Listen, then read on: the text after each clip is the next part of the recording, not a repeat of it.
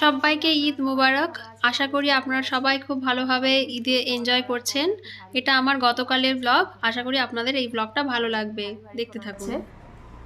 আর আজকে এই সামনের ঘরের বিছানার চাদরটা চেঞ্জ করে ফেলবো, সামনে পয়লা বৈশাখ আসছে। তো এই ঘরের চাদরটা মাসে একবার চেঞ্জ করি, খুব একটা রেগুলার বেসিসে চেঞ্জ করি না, মানে এই ঘরে আমরা খুব একটা বসি না, তো নোংরাটাও কম হয়। আর এমনিতেই জলের প্রবলেম, এত চাদর চেঞ্জ করলে হবে না। ওই ঘরেরটাই বারে বারে, মানে যে ঘরে শুই সেই ঘরের বিছানার চাদরটাই প্রত্যেক সপ্তাহে চেঞ্জ করি।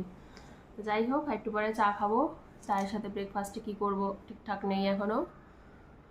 আর রান্নাবাড়ি কি করব দেখি, হালকা পাতলা কিছু রান্না করব। কালকে বলেছিলাম না বাইরে থেকে ওই গোবি মাটার, কী যেন নামটা ছিল, কারাই গোবি মাটার কিনে এনেছিলাম। মানে মানে রেসিপিটা খুব ভালো ছিল, কিন্তু প্রচণ্ড তেল দেয়। মানে ও যখন ওই ওপরের ইয়েটা খুলেছিলাম, ওই একটা সাদা রঙের ছোট কৌটোর মধ্যে থাকে তো প্লাস্টিকের, ওটা যখন খুলেছিলাম পুরো ওপরটায় তেল ভাসছিল। মানে এমনি টেস্টি হয়েছিল খেতে, কিন্তু অত তেল দেখলেই আমার না কেমন একটা লাগে। তো যাই হোক, খাওয়া মাঝে মধ্যে খাওয়াই যায়। আর আমাদের ফার্নিচার এখনও আসেনি, কবে থেকে বলো। আর এই শনিবার থেকে, শনিবারে মানে আগে শনিবার গেছিলাম, তখন বলেছিল হচ্ছে শনিবারে, এই শনিবারে ডেলিভারি দেবে, তো দেয়নি। তারপর বললো রোববারেও দেয়নি। তারপরে তো ও গেছে এবার খেপে, কালকে ফোন করেছে, কালকে আসার কথা ছিল কিন্তু কালকেও দেয়নি। তারপর কালকে ফোন করেছে, বলেছে যে হ্যাঁ দেবো, এখনও ফিনিশিং টাচ দেওয়া বাকি আছে। তো বলছে যে কবে থেকে আপনাদের ফিনিশিং টাচ দিয়েই যাচ্ছে, কী এত ফিনিশিং টাচ দিচ্ছেন। যাই হোক, বলেছে তো আজকে বা কাল পরশু দিয়ে যাবে। যাই হোক, যখন আসার আসবে, বেশি এটা নিয়ে মাথা ঘামিয়ে লাভ নেই। আশা করি পয়লা বৈশাখের আগে চলে আসবে। এবার যাই, চাটা খাই সকালবেলায়। ওই ঘরের বিছানাও ঠিক করা হয়ে গেছে, এটা এখনো ঠিক করিনি কারণ এটা চেঞ্জ করবো তো। এখানে আমি ম্যাগি বানানোর জন্য কড়াইয়ের মধ্যে সামান্য সাদা তেল দিয়ে তার মধ্যে পেঁয়াজ কুচি, লঙ্কা কুচি আর ইয়েলো আর রেড বেল পেপার দিয়ে একটু ভাজা ভাজা করছি। তারপর যেরকম নর্মালি ম্যাগি বানায় সেই প্রসেসই ফলো করেছি, শুধু মাঝখানে একটু চিজ স্লাইস দিয়ে দিয়েছি, তাতে ম্যাগির স্বাদ আরও অন্যরকম হয়ে যায়, আরও বেশি সুস্বাদু হয় ম্যাগি খেতে।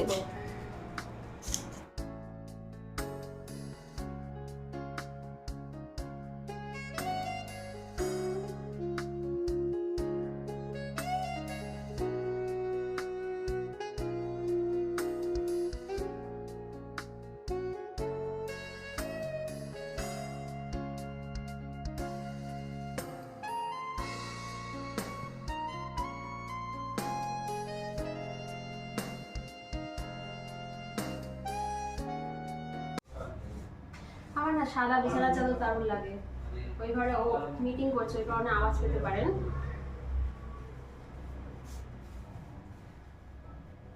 সাদা বিছানার চাদর না খুব ভালো লাগে, ওই কারণে আমার বেশিরভাগ চাদরই সাদা। নোংরা হয় একটু বেশি, কিন্তু তাও ভালো লাগে। একদম সাদা তো আরো ভালো লাগে, কিন্তু ওইরকম চাদর কিনিনি এখনো অবধি।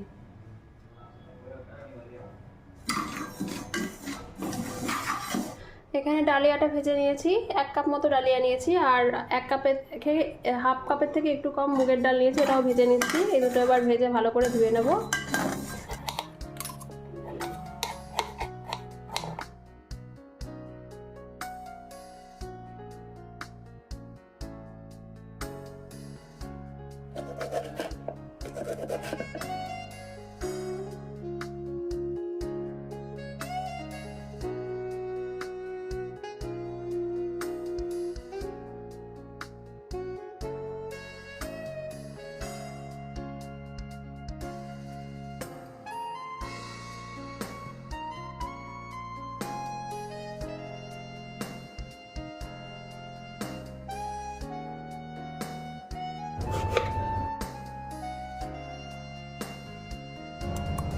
ডালিয়ার জন্য সমস্ত সবজি কেটে নিয়েছি। এখানে হচ্ছে আদা, রসুন আর একটা কাঁচা লঙ্কা বেটে নিয়েছি।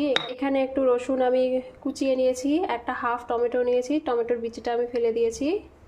এখানে ডালিয়ার জন্য পেঁয়াজ কুচি, একটা পেঁয়াজ কেটে রেখেছি, কাঁচা লঙ্কা।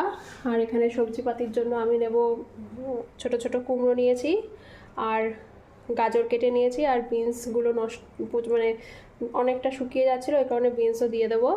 আর এটা ধুয়ে রেখেছি ডালিয়া আর মুগের ডালটা। আর বেগুন ভাজবো, বেগুনটা জলে ভিজিয়ে রেখেছি। এখানে ডালিয়া আর আলু দেবো, এটাও ধুয়ে দেবো। এবার রান্না বসাই। এখানে শুকনো লঙ্কা একটা নিয়েছি, তেজপাতা নিয়েছি আর গোটা জিরে নিয়েছি, দিয়ে দিলাম। একটু হিং দেবো।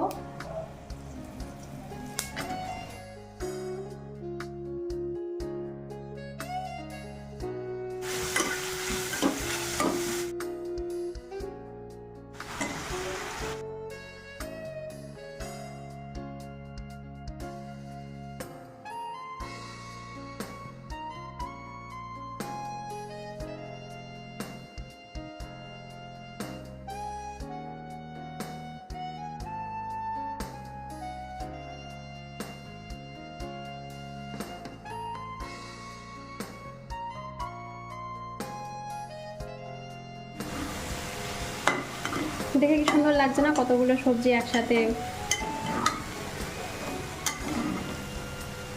চিনি,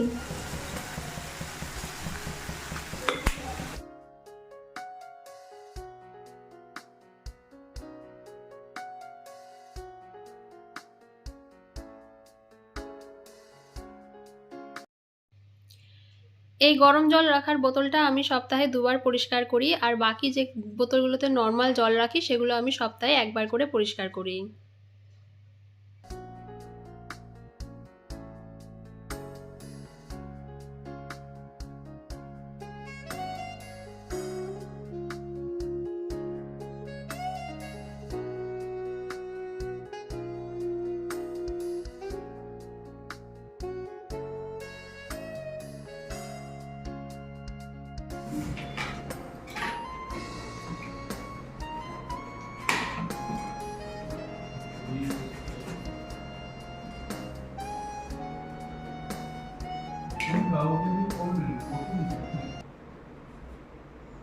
ড্রাগন ফ্রুটের ওপরের ইয়েটা কি সুন্দর না, কালারটা।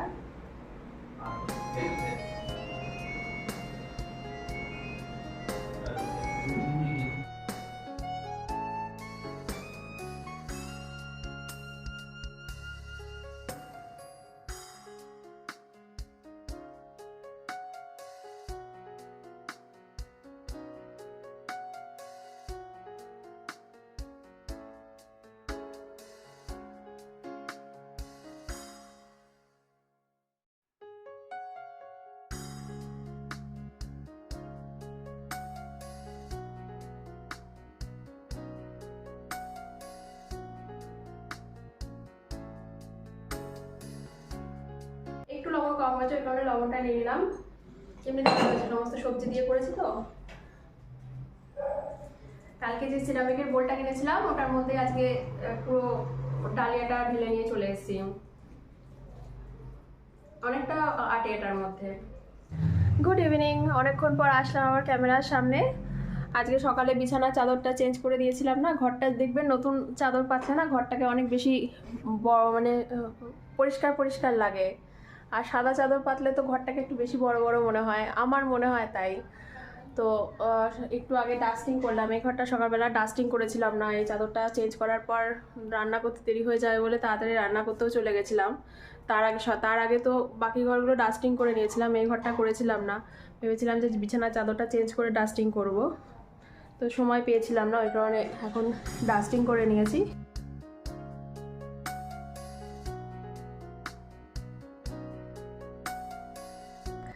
আর এখন যাব আমি চা করতে। আর রাতের বেলা কি রান্না করব না করব সেটা বুঝতে পারছি না। ফুলকপি হয়তো করতে পারি, দেখা যাক। আর রুটি খাবো, আটা মাখা আছে। চা খেয়ে নিই, তারপর আসছি।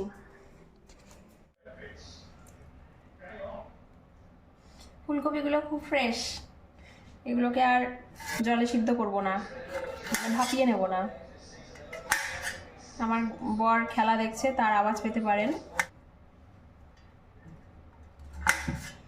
ছোট ছোট করে টুকরো টুকরো করে কেটে নিই আগে।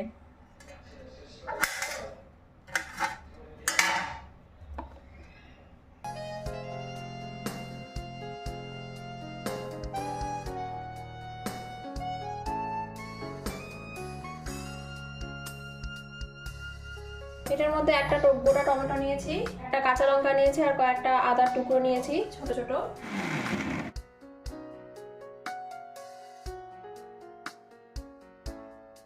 এখানটাতে ফুলকপিটাকে একটু ভাজছি, লবণ দিয়েছি শুধু, হলুদ দিইনি এখনো।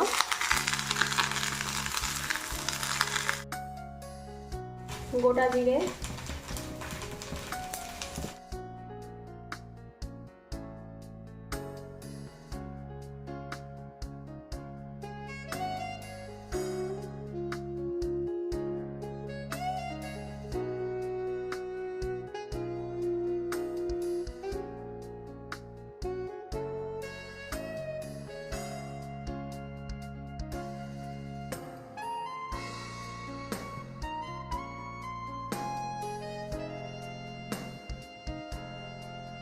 ফুলকপিটাতে আমি ধনেপাতা দিয়ে দিয়েছিলাম। আস্তে আস্তে হচ্ছে, এটা একটু মাখা মাখা হবে, পরে একটু জল দেব।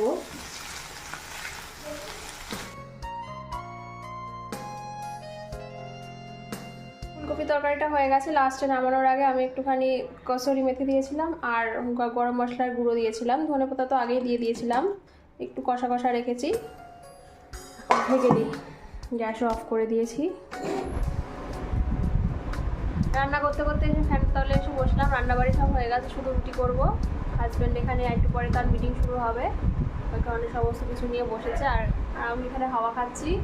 অনেক চুলটাকে উপরে তুলে রেখেছি, এতক্ষণ গরম লাগছিল, ওই কারণে এই জায়গাটা আমার ভিজে গেছে। কী যে করি, চুল বেঁধে রাখলেও এই জায়গাটা ভিজে থাকে, আর চুল খুলে রাখলে পিঠটা ভিজে যায়। মানে কোনো উপায় নেই, চুল নিয়ে কী করবো।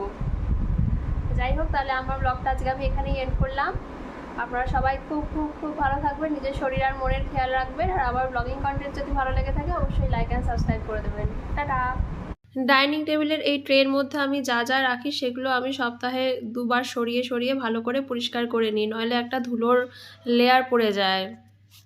তো এখন হাতে সময় আছে বলে এই কাজগুলো করে নিচ্ছি। সকালবেলা অতটা সময় থাকে না, সব ঘর ডাস্টিং করার পর এগুলো ডাস্টিং করা একটু সময় লেগে যায়, তাই এখন করে নিচ্ছি।